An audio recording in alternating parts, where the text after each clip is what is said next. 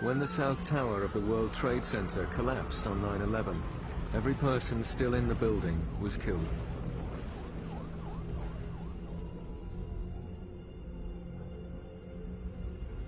But incredibly, when the North Tower fell, there were people inside who lived to tell the tale.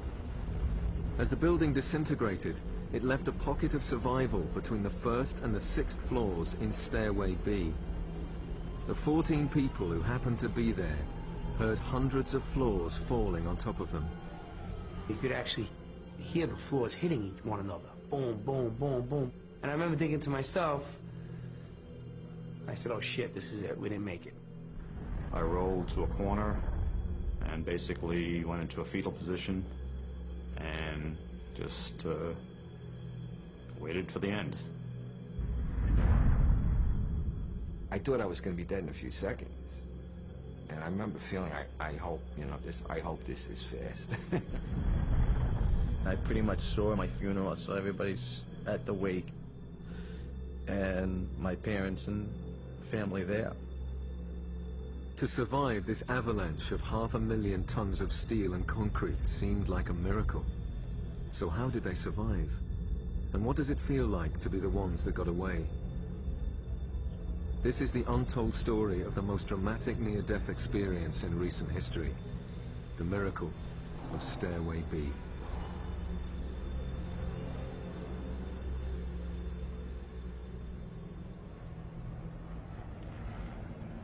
September the 11th, 2001 was a day that would change the lives of the 14 survivors forever.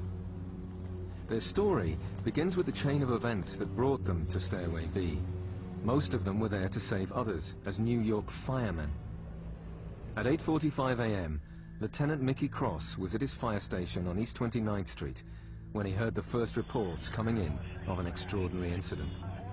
I'm listening to a transmission from a chief, and he was downtown, and he was at a gas leak or something very routine, and he was calling to the fire department dispatcher that he was confirming that an aircraft had hit the World Trade Center. The plane hit the North Tower between the 93rd and the 99th floors. Josephine Harris was a clerical assistant working on the 73rd floor. The building just began to rock, and I kept saying, why won't it stop? Why won't it stop? Among the first firemen to respond to the emergency was Lieutenant Jim McGlynn of Engine 39, based on the Upper East Side. His initial concern was for the safety of his girlfriend. My girlfriend Kathleen works in that area, so before we left I called and left a message on her voicemail at work that there was a plane that hit the Trade Center, that it was probably terrorism, and to stay away from that area. Huge fires were engulfing the top of the North Tower. Josephine Harris knew it was time to get out and was trying to remember her evacuation drill. Always take your pocketbook. And I remember that. You got your keys, you got your money. So, I always have the bag, and I'm letting go of my pocketbook. And then I started down the stairs. But that's when I'm thinking, what's going on? 235 firemen arrived at the disaster area in just 15 minutes. One of the first units to arrive was Ladder 6, based in Chinatown, led by Captain Jay Jonas, a veteran with 20 years service as a fireman. It put a knot in your stomach, you know, going across, seeing that. Something that you never thought you'd see. You know, you saw the North Tower of the World Trade Center, the top 20 floors in flames. When Lieutenant Jim McGlynn and his unit arrived at the scene, the tragedy was all too real. One of the first hazards they faced was the bodies of jumpers crashing to the ground. I saw people jumping. You heard them hitting the pavement. And you realized the utter desperation that these people must be going through in order to jump to their death. 9:03 a.m. A second plane crashed into the South Tower, Within 90 minutes, almost 3,000 people would die from the catastrophic consequences following the dual impact. Mickey Cross and his unit had just got there. We got showered with debris. We were getting these pieces of material were coming down flaming. I remember seeing that. It looked like, it reminded me like meteorites or meteors or something. We all got off, we got our equipment, and I kind of huddled everybody together. We had a kind of like a little pep rally, pep talk, something. I wanted to say something to the guys. I was nervous, you know, but I think that helped me to calm, to center myself, you know. 9:10 a.m. More fire units were arriving. A command post had been set up in the lobby of the North Tower, where the fire chiefs directed operations. Jay Jonas was one of those given his assignment by Chief Hayden. As they came in and we gave them their assignments, you could almost look in their eye and realize that they themselves knew that this was going to be very risky and very difficult for all of them. I gave them a salute, and I walked over to where my firemen were waiting for me. And I walked over to them and I said, all right, here's the deal. That's a raw deal, but this is what we have. Chief Jonas came back over, and I'll never forget these words. He just said, boys, they're trying to kill us. Let's go. And you know, you really don't have a choice. You know, you that's what we get paid to do. You go. New York's firemen were facing the biggest and most treacherous high-rise fire in history. Every fire has its challenges. Every fire is a little bit different from the other. But this was totally uncharted water. Knowing that this fire was being fueled by jet fuel, you knew that you were going to have to improvise and deal with it when you got up there. With the lift shafts destroyed, just getting up to the 90th floor was a daunting prospect in itself for firemen like James F. Tumiades. At that moment, I was thinking, God, we have to walk up 90 flights of stairs with all our gear and get up there. I was supposed to go home 6 o'clock that night, and I knew that wasn't happening. 9:25 a.m. The fires in the North Tower are blazing out of control. By this time, Josephine Harris had made it down to the 60th floor.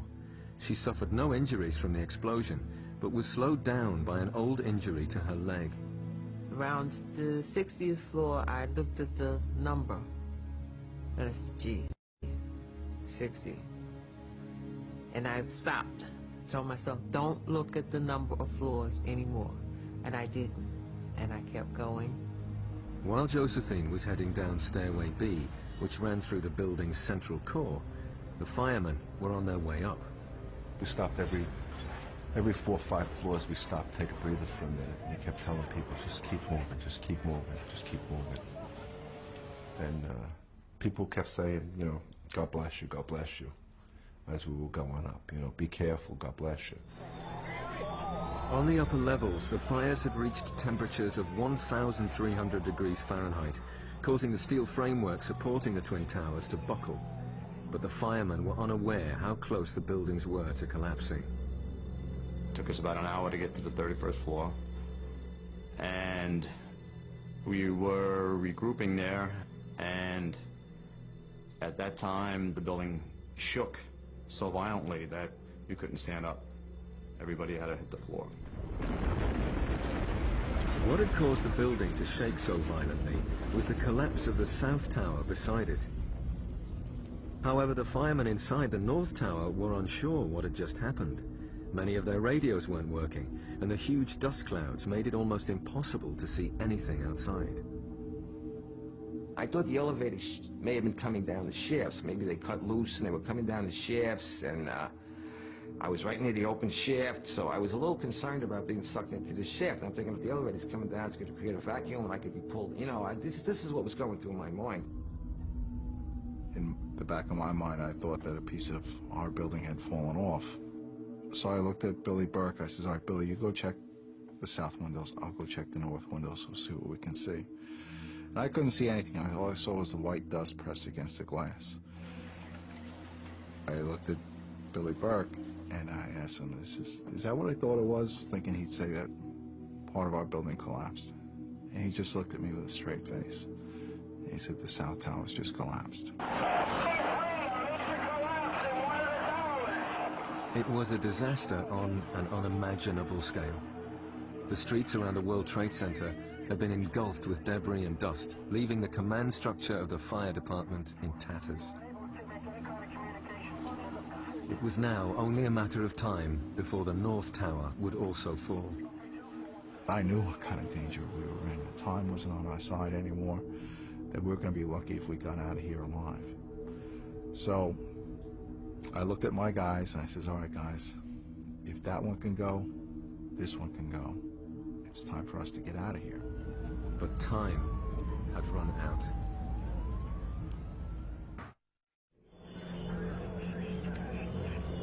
In the aftermath of the collapse of the South Tower, dazed firemen were trying to regroup and to get to grips with the catastrophe they faced. All they could hear were calls for help and the high-pitched personal alarms of injured colleagues going off all around them. But up in the stricken North Tower, some of the firemen making their way down still weren't aware of the extreme danger they were in. We weren't running. We weren't even really moving all that fast, you know. We were basically at a very steady pace. We stayed together and we were working our way down. I thought I was very clear to my men that the other tower had collapsed. But I didn't find out till later that they really didn't understand what I was telling them. The whole way down, he was like, he just said, come on guys, let's keep moving, let's go. A couple times we'd stop and we'd look around, you know, maybe take a look on a floor. Come on guys, let's keep moving. 10:15 a.m. Captain Jonas and his Ladder 6 crew had reached the 15th floor when they ran into Josephine Harris on Stairway B. Even though her office manager was helping her down, her leg was so bad she could only move at a snail's pace. Every fiber in my being was telling me, keep going. You know, you're wasting time. Get out of this building. And I turned around and said to Captain Jonas, I said, what do you want to do? And he said, grab her, let's go. Somebody told the manager that was with me, because he stayed with me, that he could go. They would take care of me. This was Ladder 6. And we start down. I'm getting more and more tired. It's really getting to me now. I helped her as much as I could, and we moved down, but it was a very slow process. She was, her legs were giving out. She was just all beat up.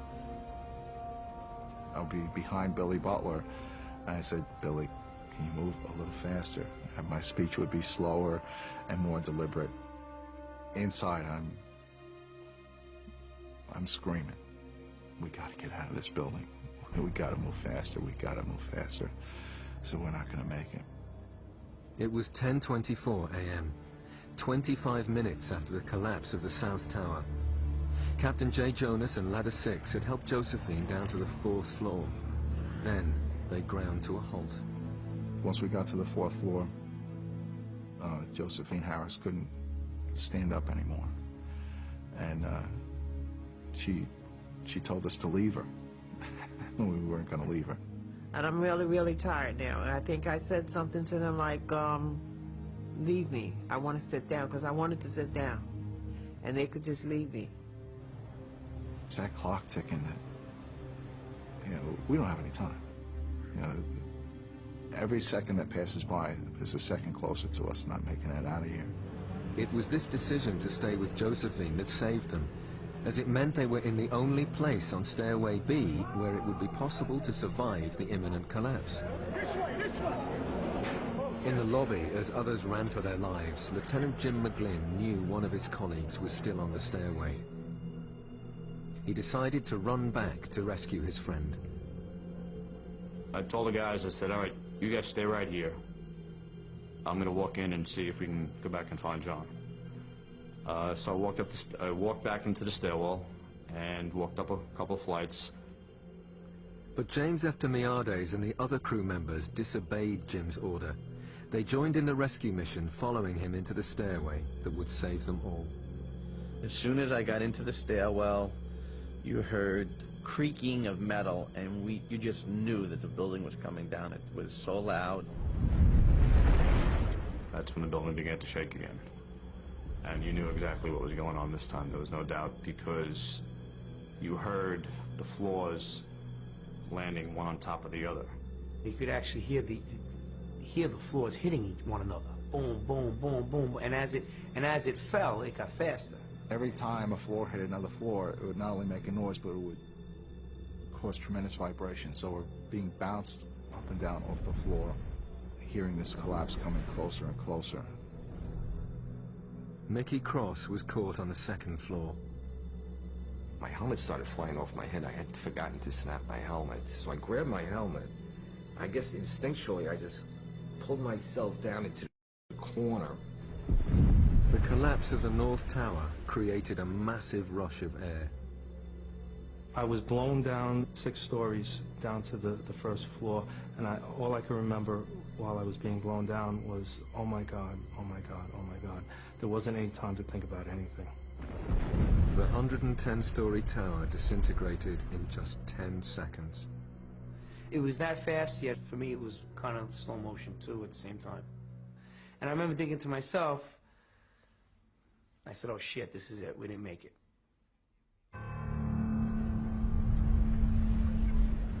Faced with what seemed like certain death, the trapped firemen thought their last thoughts and prepared to die.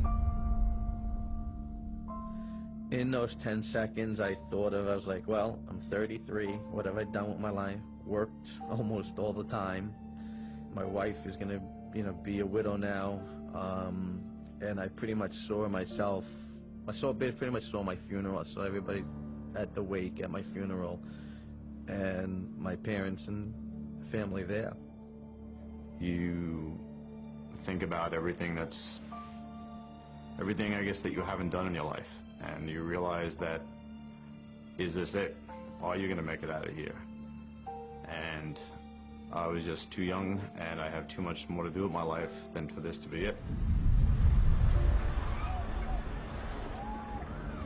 I thought I was going to be dead in a few seconds. And I remember feeling, I hope, I hope this is fast. Because I had a fear of being trapped, like say with a broken back or severely injured, and still being conscious and alive. It was strange, but I was at peace when the collapse actually started. I said, all right, whatever's going to happen now is going to happen. And I hope it doesn't hurt too much, but the fear was gone. The collapse of the North Tower killed over 1,300 people trapped inside the building. But some of the concrete walls encasing Stairway B had remained intact, and enclosed within them, 14 people were still alive. As they opened their eyes, it seemed as if a miracle had happened. I could hear Mike. I could hear him groaning. I could hear him called out to me. I called out to him, so I knew he was alive. From the neck up I seemed okay, but everything else was just like pins and needles. I mean, I was slapping my leg with I'm watching my arm hit my leg, but I can't feel it. I had my flashlight on my side, and I looked at my hands and looked at myself to see if I was bleeding or anything anywhere. When he heard noises around him, Captain J. Jonas realized he too had somehow survived the disaster. I wanted to know who was still alive. And I started calling them out by name. My guys, this is Billy. All of a sudden I heard this voice. It was Captain Jonas. He goes, Billy, are you there? And he had been right behind me. And I said, yeah, I'm here. The entire Ladder 6 crew and Josephine Harris had survived inside a dark and dust-filled cavity within the collapsed shell of Stairway B. This miracle initially baffled the experts, but now they offer a tentative explanation. The tower fell with its exterior collapsing outwards at a faster rate than its interior, leaving a protected stump towards the base of the building. It was here that the survivors were trapped. Their ordeal was far from over, however.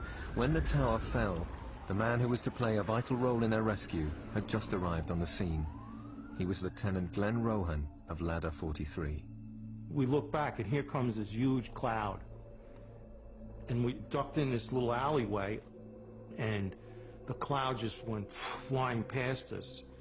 And I'm thinking, okay, we're in pretty good shape, but I look to the side, and the cloud is coming now from the east side, too, to totally envelop us. It was lights out. It was completely black. As the dust began to clear, radio traffic suddenly increased dramatically with Mayday calls. I got on the radio, and I transmitted my own Mayday message. I says, Mayday, Mayday, Mayday. Sea Officer of Ladder Company 6. We're trapped in the B stairway of the North Tower. However, the scale of the disaster made any coordinated response to the hundreds of Mayday calls virtually impossible. The battered firemen outside the building had narrowly escaped death themselves and were in a desperate state. Ladder 6 waited for a response to their call for help, but there was no reply. Initially, we just sat tight. We made Josephine as comfortable as we could, and we just stayed quiet and listened and monitored the radio. We're sitting there, and I'm wondering, how am I going to get out of here? I'm thinking, I should have called the kids.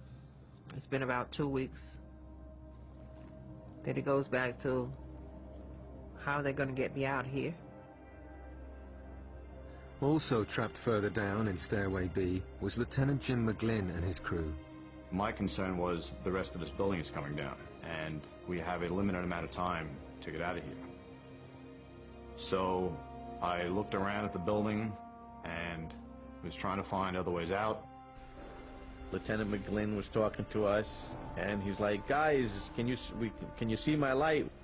So we said, we can hear you, we can see your light, but there is no way out of here. We were in just a tight little teepee concrete vault. Another survivor was Mickey Cross. Trapped alone on a ledge, away from the others, he was even more confused about the disaster he'd miraculously lived through. I had the thought on occasion that, okay, wake up now. I was in a dream, that this was a nightmare. And I said, okay, I want to wake up now. I want to go downstairs and have a cup of coffee with the guys in the firehouse and shoot the breeze. Because this can't be real. This can't be happening. By 11:30 a.m., the survivors had been trapped for an hour in the smoking remains of Stairway B under a pyramid of 50 feet of twisted steel and concrete. They were in total darkness, and with no radio contact, they had no idea what was going on in the outside world. We're trying to figure out what exactly has happened to us. We survived some sort of catastrophic event, but we don't know how bad it is. Did the top of the building fall off? Couldn't be the whole building collapsed because we're still there. We're in this stairway. It's twisted and rubble-filled, but it's there. In the debris field above them, the firemen were just beginning their search and rescue operations. But the chaos and destruction that confronted them made it all painfully slow and extremely dangerous. Mickey Cross feared they would all be dead before anyone found them. I had no idea what was over us. I'm thinking 110 stories. How much rubble that is, how, if they start pulling it apart, how long would it take for them to get to us? So there were times it was very like wondering, they'll never get to us. It might take weeks and weeks, It soon became clear to the outside world that there would be very few survivors. Those who feared their loved ones had been killed when the towers collapsed desperately tried to find out if they were alive. Mickey Cross's girlfriend Christine telephoned his fire station. She was told he was missing. I started yelling at the firefighter who answered the phone. I was saying, what do you mean? What do you mean? He's just not back from the job yet. And then I came out of my little denial, and I I said, listen to me, I'm calling this disaster a job. And then I went out to look for him. Strict security measures made it virtually impossible for family and friends to get anywhere near the World Trade Center site. So Jim McGlynn's girlfriend Kathleen went to his fire station for any news of him. I just started asking a lot of questions, and I said, well, you can at least tell me when they responded. And at first they just weren't sure, or they just didn't want to tell me. And then one of the firemen came up to me and he said they responded at 8:52. And it was then that I really started to fall apart, because I realized if they left at 8:52, they were down there. And I knew what happened. Hundreds more firemen were now arriving at the disaster area, but Captain Jay Jonas's Mayday messages were still not getting through. Trapped down in the remains of Stairway B, there was nothing else Jay could do. We realized we can't get ourselves out. And that's a big mental leap for a fireman to take, because we're so used to being the people who are going in to rescue someone. Now, the roles are reversed, and you realize you're helpless yourself. But with the survivors buried alive beneath a debris field that extended over 16 acres, it seemed they would need another miracle to save them.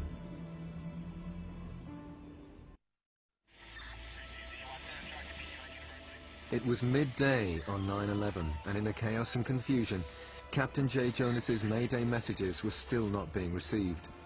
The firemen had no idea there was a pocket of survivors nearby.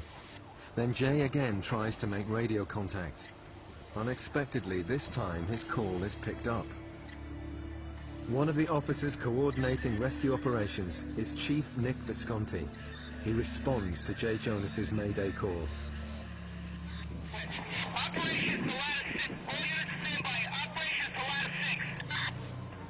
I got a radio transmission from Nick Visconti. I heard Operations Post to Ladder 6. Operations Post to Ladder 6. This is Jay, where are you? Okay, 10-4, North Tower, Stairwell B as in boy on the second floor. But the location Jay gave was unbelievable to them. The North Tower no longer existed. They asked for his location again. He asked me that a couple times, and one time he asked me that. Somebody else got on the radio and said, "Where's the North Tower?" I remember somebody saying that, "Where's the North Tower?" on the radio. And I said, "Oh, shit." I says, it's not good. Chief Visconti sent out rescue teams to look for Ladder 6. However, first they would have to find the remains of the North Tower. In the meantime, the chief kept in contact with Jay Jonas. One of the few times I got choked up, he just kept coming over the radio and said, "I'm coming for you, brother.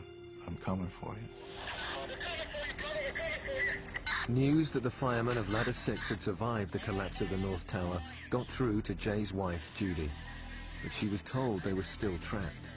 It was a relief in some ways to hear that he was alive and that he was trapped, but there was many stories of guys being trapped and not coming out.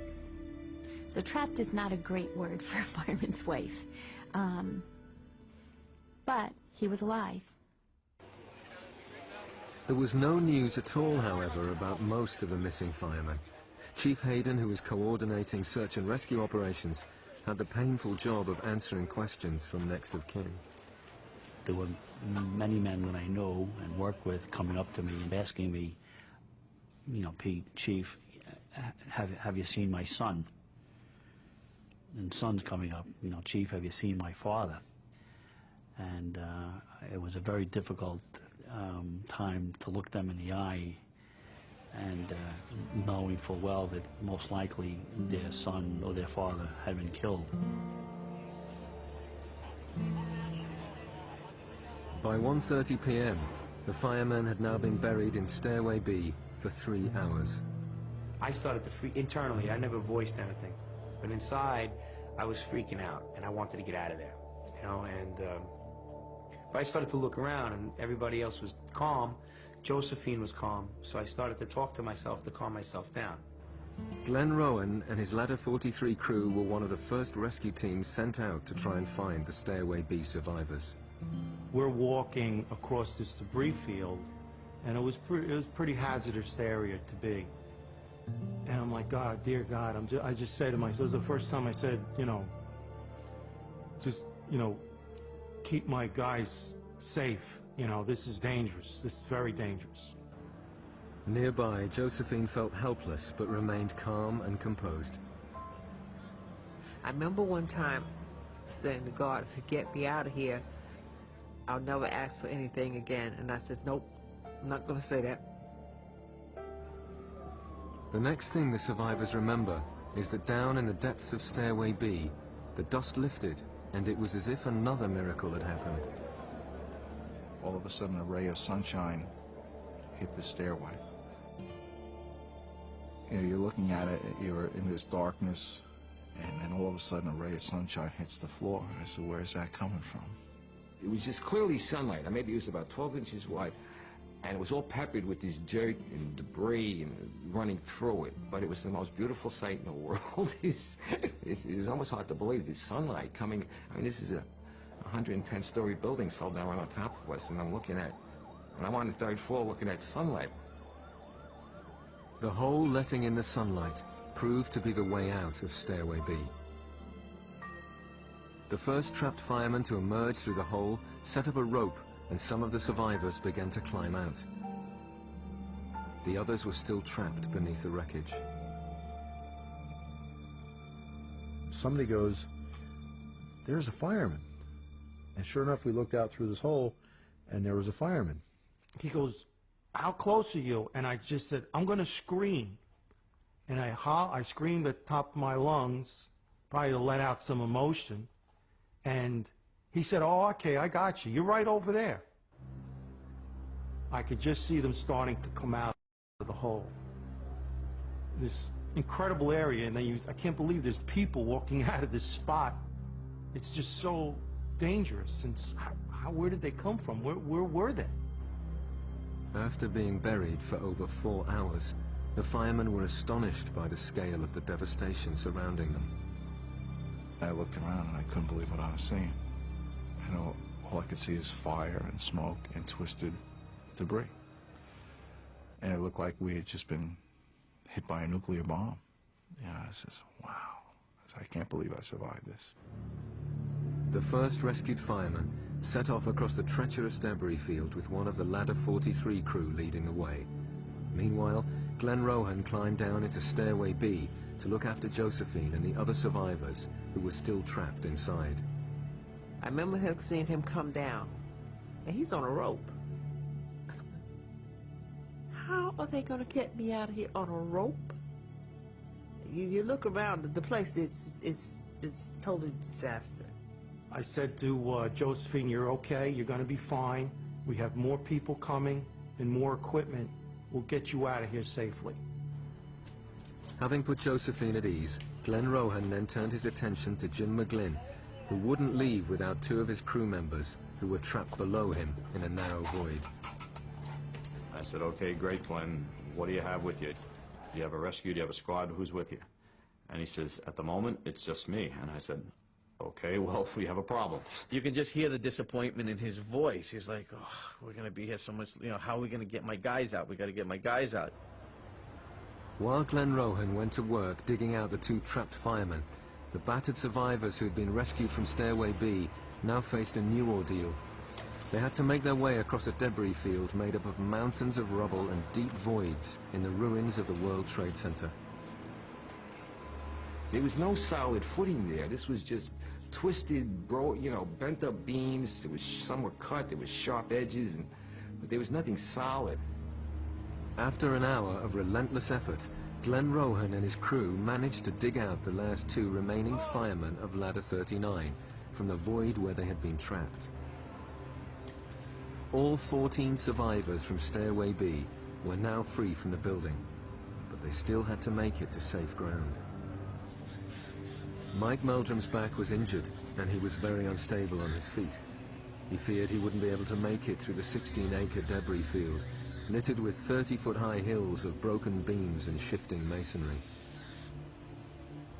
I remember saying to myself, you know, I don't know how the hell I'm going to do this. You know, I just don't know how I'm going to do this. Like, if you missed a step, if you fell, there was no way to get you back. Mike looks at me, he says, Cap, I can't do it. I can't climb up. I said, yes, you can climb up. He says, no, I can't. And I says, Mike, your wife and kids are on the other side of that hill. Mike Meldrum did find the strength to make it to safety, as did all the 14 survivors who were buried in Stairway B. Remarkably, none of them were seriously injured. All were given first aid as soon as they came out. This is one of the survivors, Billy Butler, on a trolley being given medical attention. The first thing Mike Meldrum wanted to do was to escape from the nightmarish landscape and get back to the security of his fire engine. I remember looking for the trucks, because all the trucks were there. And I could see the walkway bridges. They were down. I couldn't see any trucks. There were no... I says, my truck should be somewhere right here. And I couldn't see it. All it was just mounds and mounds of debris. And I think that was the first time I really got to look back. And there was nothing in these buildings. 3 p.m. Jay Jonas was looking for a command post to report in. He saw Chief Hayden standing on top of a fire truck, coordinating the rescue operation. Jay came up, and he reported, he stood there, and I'm looking down at him, and he saluted me, and he says, Captain Jonas, reporting for duty. And I just couldn't help but smile at him, because this was one of the bright moments of the day. It was a very emotional moment for him and I. You know, he looks down, and he starts crying. I look up and I'm crying. And he says, Jay, it's good to see you. I says, it's good to be here. Mickey Cross was wandering around in a daze trying to find his crew members. Then he saw a man behind a desk at an improvised command post. There was a flat table with some papers on it, and it was the chief sitting there, and I said, that looks like someplace I should go. And I said, I'm Lieutenant Mickey Cross, Engine 16. So he looks at me, he goes, he has this list of names. He goes, oh, geez, we have you missing as presumed dead. You know, he says, no, I'm here. And then I asked him, I says, where's my company? Did they all get out okay? All of Mickey's crew were out of the North Tower before the collapse occurred and survived. But Mickey's girlfriend, Christine, had no news of his whereabouts. The condition of the men that I saw and the women coming out of there, it didn't look promising. And it's, you know, 3 o'clock-ish, and still there was no word about Mickey. As soon as Jim McGlynn had received first aid, he started worrying about the other firemen in his unit. I just went over and I got myself checked out, and I had a lot of dust in my eyes and glass, and I guess when they washed them out. Nobody was sure of where people were, of the magnitude of our losses. There were estimates of 100, 200, 300 dead, but nobody was really sure. All the men in Jim's unit survived, and at last his girlfriend Kathleen got the news she desperately wanted to hear. Jim was safe. I felt my whole body just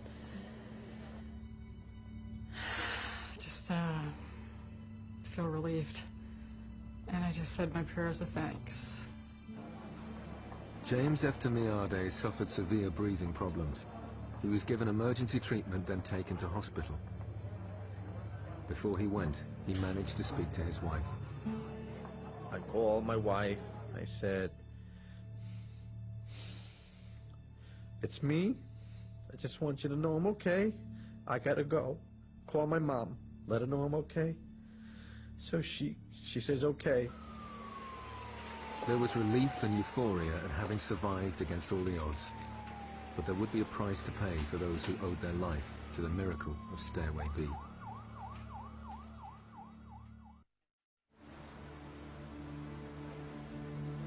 By night time on 9/11, the burst of optimism that came from finding the survivors of Stairway B was beginning to fade. While exhausted firemen went home, the 14 survivors themselves were shell-shocked. Sal D'Agostino had made it back to his fire station. Well, we get back to the firehouse, and we walked into the office, which is right off the apparatus floor, watching it on TV, and that's when we really hit us the magnitude of this whole thing. I went upstairs to take a shower, and I basically was in the shower, and that's when I kind of broke down. I started crying in the shower, and shaking, and just a mess, basically. After a long and difficult rescue, Josephine was given a medical checkup. Then she went home. And when I got home, I looked at myself in the mirror, and I had to take steps back. I was shocked at what I looked like. I get the television on, and I start hearing all this.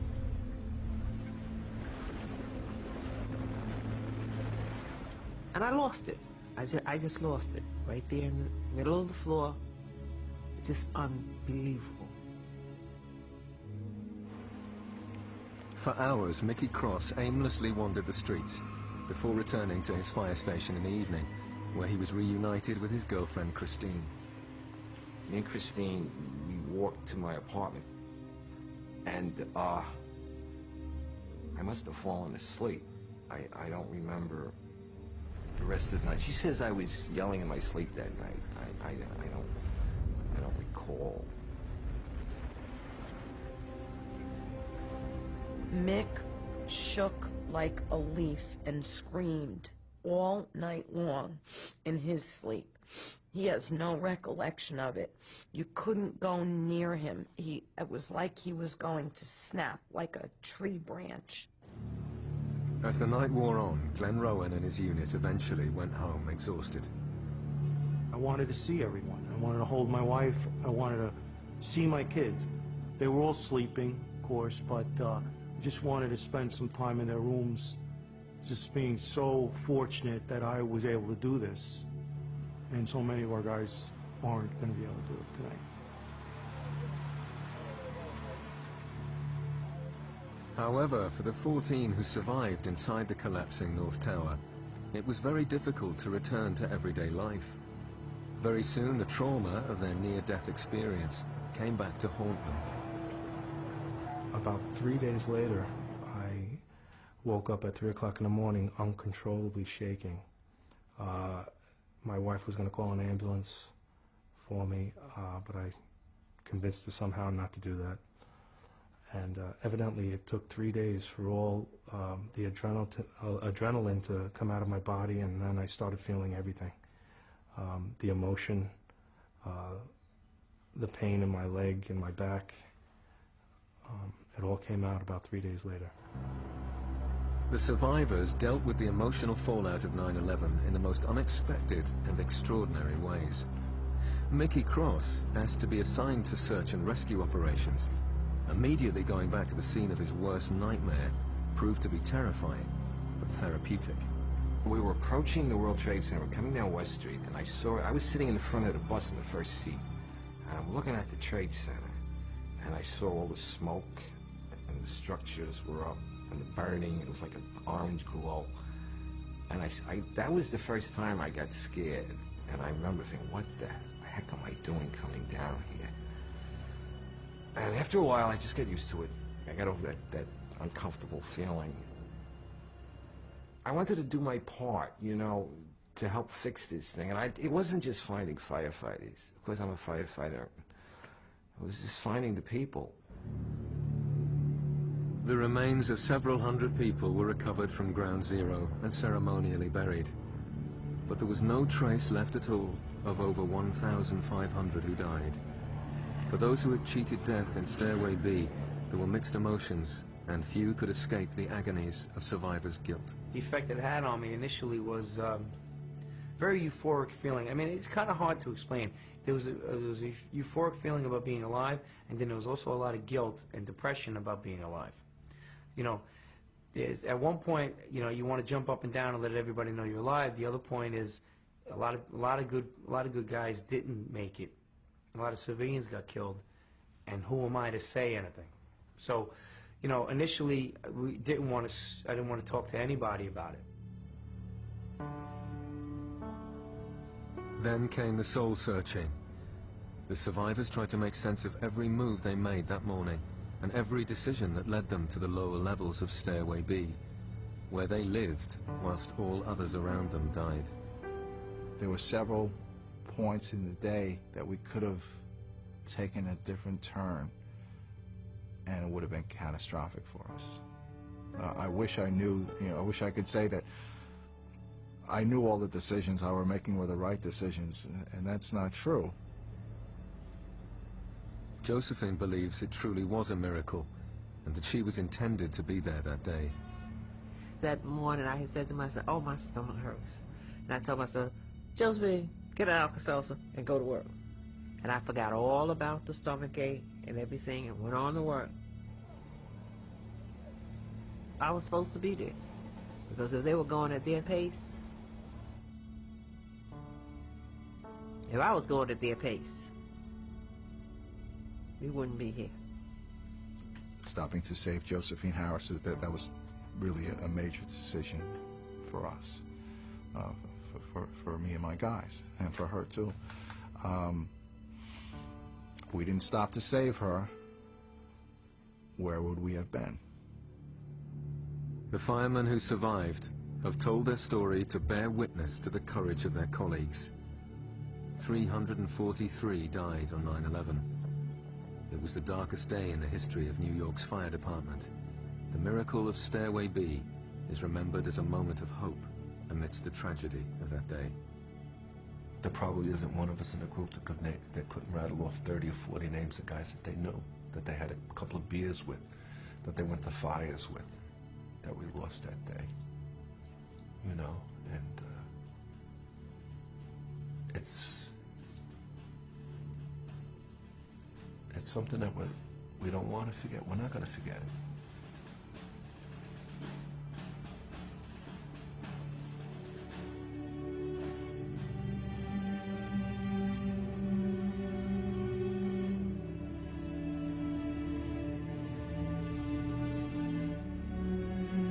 We continue with the tragic events of 9/11, captured in a single image airbrushed out of the media's history of the day, in The Falling Man, next.